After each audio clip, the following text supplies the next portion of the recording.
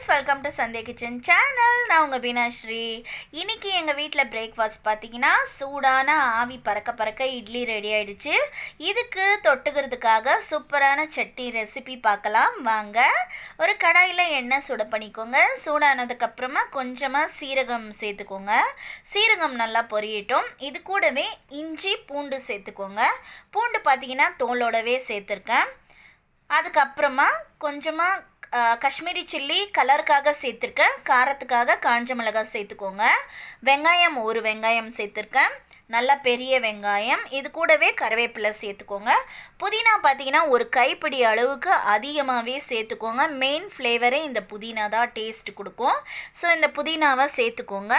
சேர்த்துட்டு நல்லா வதக்குங்க. வதங்கினதுக்கு அப்புறமா நாட்டு தக்காளி எடுத்திருக்கேன். ஏன்னா அதில் புளிப்பு ஏற்கனவே இருக்கும்ன்றதுனால நான் புளி சேர்க்கலை. உங்களுக்கு புளிப்பு வேணும்னாக்கா கொஞ்சமாக புளி சேர்த்துக்கோங்க. அப்படி இல்லைன்னா வேண்டாம், அந்த தக்காளியில் இருக்கிற புளிப்பே போதுமானது. இப்போ கொஞ்சமாக கல்லுப்பு சேர்த்துக்கோங்க. அதுக்கப்புறமா பெருங்காயம் சேர்த்துட்டு நல்லாவே கலந்து விட்டுக்கோங்க. கலந்ததுக்கப்புறமா கொஞ்சமாக லிட்டு க்ளோஸ் பண்ணிவிட்டு கொஞ்சம் நேரம் விட்டுடலாம். அப்போ தான் அந்த தக்காளியில் இருக்கிற அந்த தண்ணியெல்லாம் வெளியில் வந்துடும். உங்களுக்கு தக்காளி நல்லா சாஃப்டாக வந்துடும். இது நிறைய எண்ணெய் போட்டு அப்படியெல்லாம் வதக்கணுன்றது கிடையவே கிடையாது. கொஞ்சமான எண்ணெய் இருந்தாலே போதும்.